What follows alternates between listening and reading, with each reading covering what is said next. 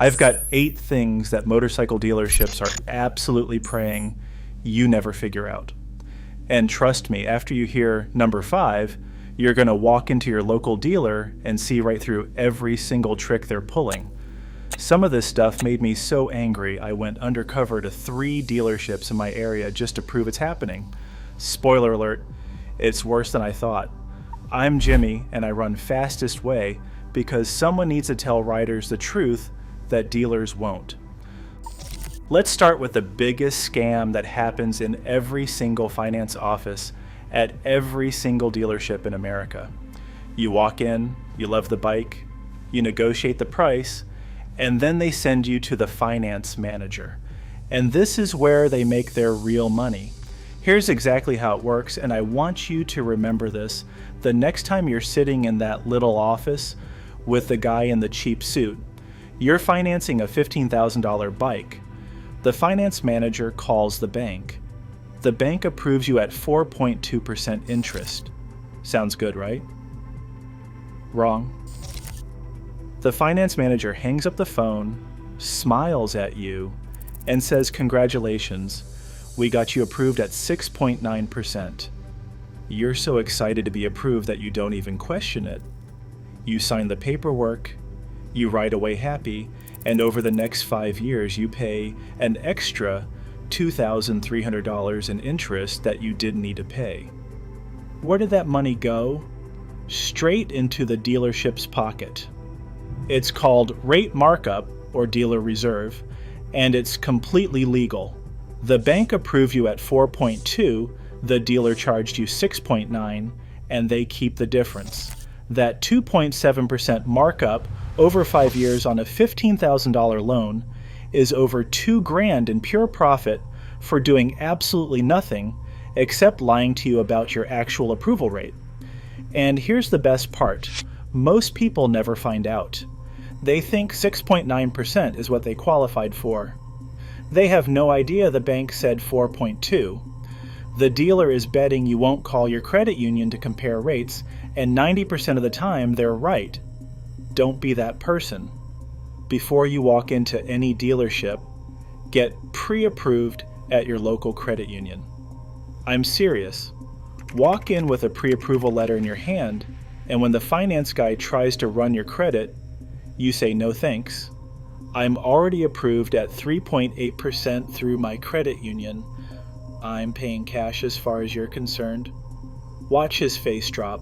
That's the sound of $2,000 in profit disappearing. And honestly, it's the most beautiful thing you'll ever see at a motorcycle dealership. All right, number 2. Let's talk about extended warranties, because this is where dealerships make insane money by selling you peace of mind that doesn't actually exist. Now look, factory warranties are great. If Honda or Yamaha or Kawasaki offers you a factory extended warranty for a reasonable price, that's fine. They'll honor it because it's their reputation on the line.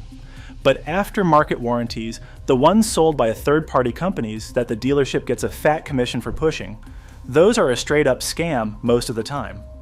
Here's how the game works. You just bought a $12,000 bike. The finance manager says, "Hey, for only $1,800, you can get a 3-year bumper-to-bumper warranty that covers everything. Engine, transmission, electrical, all of it." You think, wow, that's cheap insurance. What if something major breaks? So you add it to your loan. Here's what they don't tell you. That $1,800 warranty has a $2,000 CAPE on total claims. Read that again. You paid $1,800 for coverage that maxes out at $2,000. So if your engine blows and the repair is $6,000, congratulations. They'll pay $2,000 and you're on the hook for $4,000. But wait, it gets better. The warranty also has a per claim limit, usually around $800 to $1,200. So even though your total coverage is $2,000, each individual claim is capped way lower. Oh, and the fine print. I actually read one of these contracts word for word, and let me tell you, it's a masterpiece of exclusion. Where items not covered, damage from improper maintenance not covered, and guess what? They get to decide what counts as improper maintenance. Modifications void the warranty, aftermarket parts void the warranty, and my personal favorite, Damage caused by environmental factors not covered. What's an environmental factor? Literally anything they want it to be. Rain? Environmental factor. Riding in dust? Environmental factor. A bird pooped on your bike? Environmental factor, claim denied. I talked to a guy who bought one of these warranties. His bike stayed or failed at 8,000 miles. A known issue on that model, $1,500 repair. He filed a claim. The warranty company said the failure was due to improper storage. The bike was stored in his garage. They denied the claim. He fought it for 3 months and eventually gave up. They kept his $1,800 and he paid for the repair himself. That's the business model. Collect premiums, deny claims, profit. If you want real warranty protection, keep that $1,800 in a savings account and call it your motorcycle emergency fund. I guarantee you'll come out ahead. Number 3, and this one's gonna hurt if you've ever traded a bike in. Dealerships are giving you the absolute lowest possible value for your trade-in. And they're doing it on purpose because they know most people won't do the work to sell privately. Let me break down the pricing tiers so you understand how badly you're getting screwed. At the top, you've got dealership retail. That's what they're gonna sell your bike for after they take it on trade. Let's say it's a nice used bike. They'll retail it for $10,000. Below that is private party value. That's what you could sell it for yourself on Facebook Marketplace or Cycle Trader, let's say $9,000. Below that is auction price. That's what dealers pay when they buy bikes at dealer-only auctions. Let's say $7,000. And at the very bottom, scraping the floor, is trade-in value. That's what they're going to offer you. $6,000, maybe $6,500 if you negotiate hard. So they're giving you $6,000 for a bike they're going to sell for $10,000. That's $4,000 in profit just for taking your bike, cleaning it, and putting it back on the floor.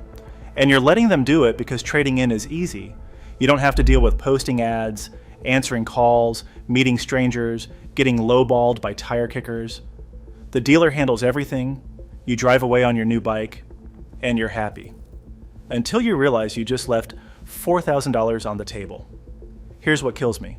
I see people trade in bikes with 3,000 miles on them, basically brand new. The dealer offers them $8,000 for a bike they paid $14,000 for a year ago. They take the deal, and then I watch that same bike go back on the dealer's showroom floor a week later for $12,500. The dealer made $4,500 in profit for washing the bike and updating the listing. That's obscene. If you've got time, sell it yourself. List it for 85% of what dealers are asking for the same bike. You'll sell it in a week, you'll get $3,000 to $4,000 more than the dealer offered, and you'll feel like a genius. If you don't have time, fine, trade it in. Just know you're paying $3,000 to $4,000 for convenience. Sometimes that's worth it. Just don't pretend you're getting a fair deal. All right, number 4, and this is the one that makes my blood boil. Dealerships will sell a brand new rider a bike that is way too powerful for them, and they'll do it with a smile because their commission goes up based on the price of the bike. I'm not exaggerating. I have personally seen salesmen talk 18-year-old kids into buying Hayabusas and ZX14Rs as their first bike. And I've seen the aftermath when those kids target fixate into a guardrail at 100 miles per hour 3 weeks later. Here's how the commission structure works at most dealerships. Sell a 300cc beginner bike, make $200. Sell a 600, make $350. Sell a 1-liter bike or bigger, make $600 to $800. So when some 20-year-old walks in and says, "Hey, I just got my license, what's a good first bike?" the salesman has a choice. Recommend a Kawasaki Ninja 400 and make $200. Or convince that kid that the Ninja 400 is boring and he should get the ZX10R because it's not that much more powerful and make $700. What do you think happens? I'll tell you exactly what happens because I've watched it. The salesman says, "Oh man, the 400 is great, but you're gonna outgrow it in 6 months and then you'll be back here trading it in and losing money. You seem like a confident rider. You should just start on the ZX10. It's got modes, you can put it in rain mode. It's basically like riding a 600. Total lie. Rain mode on a 1-liter bike still makes 120 horsepower, which is double what a 600 makes, which is quadruple what a beginner should be riding. The kid believes him, finances the Zax 10, rides it out of the dealership, and within the first month, one of three things happens. Best case, he drops it in a parking lot, scares himself, and sells it at a huge loss. Middle case, he whiskey throttles it, crashes, breaks bones, and never rides again. Worst case, he kills himself or someone else. And the salesman, he doesn't care. He got his $700 commission, the dealership sold a $15,000 bike instead of a $5,000 bike, and if that kid dies, well, that's what insurance is for. Kills. If you're a new rider watching this, do not let a salesman talk you into a bike that's too much. I don't care if he says you can handle it. I don't care if your ego says you can handle it. Start small. A Ninja 400, a Yamaha R3, a Honda CB500, a Kawasaki Z400. Something with 40 to 50 horsepower that won't loop on you if you panic and grab too much throttle. You can always trade up in a year. You can't trade up if you're dead. Number 5.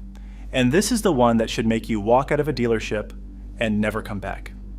Dealer fees, documentation fees, prep fees, freight fees, reconditioning fees, all of these mysterious charges that show up on the final contract that weren't part of the advertised price.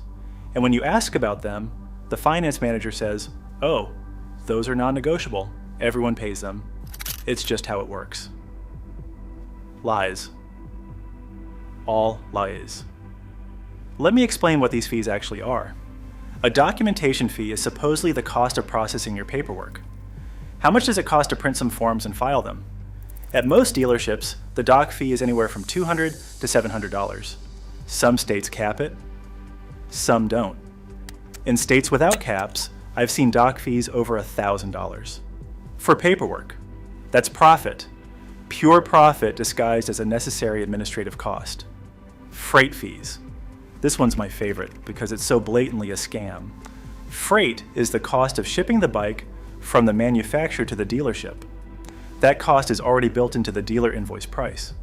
The manufacturer ships the bike, the dealer pays for it as part of the wholesale cost, and that's it. But dealerships will add a freight fee of $300 to $600 on top of the sale price and tell you it's mandatory. It's not. They already paid freight. This is just extra profit. Prep fees. This is supposedly the cost of prepping the bike for delivery, removing the shipping crate, installing mirrors, filling fluids, checking tire pressure. Dealerships charge $200 to $500 for this. How long does it take a mechanic to prep a bike? 30 minutes, maybe an hour for something complicated. They're paying that mechanic $25 an hour and charging you $400. Again, pure profit. And here's the thing, all of these fees are negotiable. Every single one. The dealership will tell you they're not, because if you believe that, you'll pay them without question. But I've negotiated away dock fees, freight fees, prep fees, all of it. You just have to be willing to walk. Tell them I'll pay your asking price for the bike, but I'm not paying a single dollar in dealer fees. If they say the fees are mandatory, you say okay, then I'm buying from the dealer across town who doesn't charge them. Watch how fast they become negotiable. And if they won't budge, leave. There are 1,000 dealerships out there. Find one that's not trying to scam you with fake fees. Number 6, do not, under any circumstances, finance your gear and accessories with your motorcycle loan. I cannot stress this enough. This is one of the dumbest financial decisions you can make, and dealerships push it hard because it's basically free money for them. Here's what happens. You're buying a $10,000 bike. The salesman says, "Hey, you're going to need a helmet, jacket, gloves, boots. We've got all that here." You pick out a nice setup. $1,500 worth of gear. He says, "Don't worry about paying for it today. We'll just add it to your loan." You think, "Oh, that's convenient," and you say yes. Congratulations, you just financed a helmet at 7% interest over 5 years. Let's do the math. That $1,500 helmet, jacket, and gloves, over 5 years at 7% interest, you're paying $1,940. You paid $440 in interest on a helmet. A helmet that you'll probably replace in 3 years because it's worn out, or you want a different style, or your ex-girlfriend took it when she left, and you're still paying for it. But wait, it gets dumber. Gear depreciates to zero immediately. A bike at least holds some value. Gear is worthless the second you buy it.